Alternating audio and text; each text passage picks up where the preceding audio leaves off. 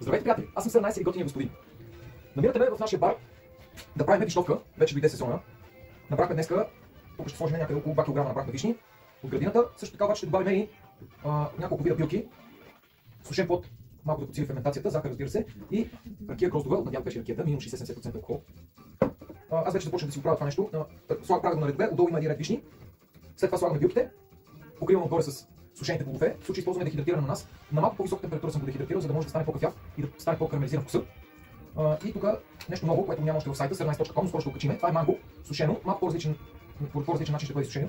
Ще го видите съвсем скоро. Добавяме и сушено манго също така, нареждаме отгоре, след това заливаме с захарта и накрая сипваме. Това е сок от самата вишна, когато я чистих от костилките, остава сок, използваме го и него и накрая доливаме и ракията. Така това е вече втория слой. Разбира се, после ще си направим едно коктейлче, както винаги. Тук сме използвали остатъка от краставицата, която правим сушен тератор. Нашите фермери знаят за какво говоря.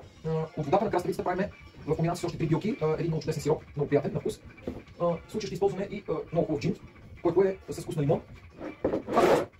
Така, да пристъпиме към втория ред. Сложил съм вече вишните, добавяме билките. В случая съм използвал розмаринче, ригъл, мента, всичките ги гледаме на двора градината, малко салвия и накрая добавяме и маточина. Така го покриват отгоре. След това нареждаме ананасите. Така два прирезана и два прирезана манго, просто да има да подсилят ферментацията. Така отгоре заливам се захарта. Така хубаво да покрие сок от вишната. И накрая сипваме и ракията. Можете да си направите вкъщи на основата на всякакъв вид алкохол. Хубаво да е бял алкохол и да е с градус поне над 40-50% минимум, защото той ще спадне. Така, сега леко разтърпване всичко това нещо. И това нещо го оставяте за около 20 дена. Живот изтрава след 20 дена, 25, ще направим едно видео, за да ви покажем резултата. Това ни е първата вишновка за тази година.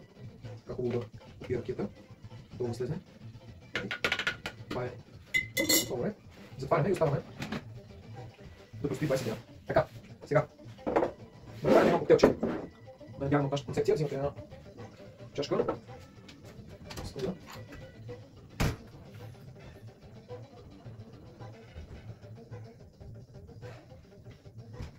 Тук съм си приготвил едни буци лед.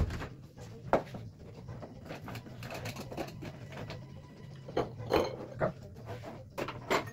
Коктейл е много епатален. Слагаме 30 мл от сиропчето. Няколко обича по-сладко, може 40. 60 мл качествен джин. Може и да е без вкус, в случай използваме.